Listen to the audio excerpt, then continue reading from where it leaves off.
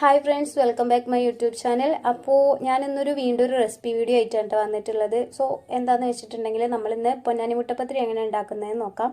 അപ്പോൾ ഞാനിവിടെ ആദ്യം തന്നെ 2 പപ്പടം നമ്മൾ വെള്ളത്തിൽ സോക്ക് ചെയ്ത് വെച്ചിട്ടുണ്ട്. അതുപോലെ പച്ചരിയും അതുപോലെ വെച്ചിട്ടുണ്ട് കേട്ടോ. പച്ചരിയുടെ അളവ് ഞാനൊരു കൈയിൻ്റെ അളവിലാണ് എടുത്തിട്ടുള്ളത്.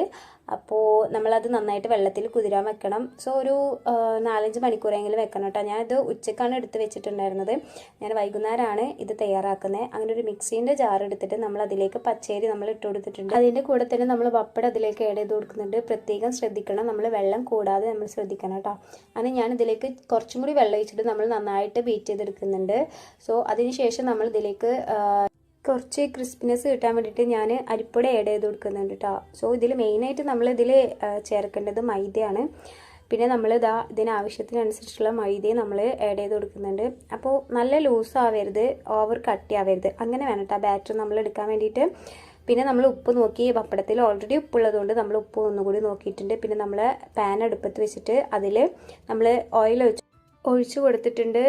നമ്മൾ ഫസ്റ്റ് തന്നെ നമ്മൾ തീ ഹൈ ഫ്ലെയിമിൽ ഇടണം. അതിനുശേഷം നമ്മൾ ഇതിലേക്ക് ബാറ്റർ ഒഴിച്ചു കൊടുക്കുന്ന സമയത്ത് നമ്മൾ ഫ്ലെയിം കുറച്ച് വേണം കേട്ടോ ഒഴിച്ചു കൊടുക്കാൻ വേണ്ടിയിട്ട്. അപ്പോൾ ഞാനിതാ ബാറ്റർ ഒഴിച്ചു കൊടുത്തിട്ടുണ്ട്. പിന്നെ നമ്മളിത് നന്നായിട്ട് പൊങ്ങി വരുന്ന വരെ നമ്മൾ വെയിറ്റ് ചെയ്തെടുക്കണം. അപ്പോൾ ഇത്രയുള്ള വീഡിയോ എല്ലാവർക്കും ഇഷ്ടപ്പെട്ടാൽ ഷെയർ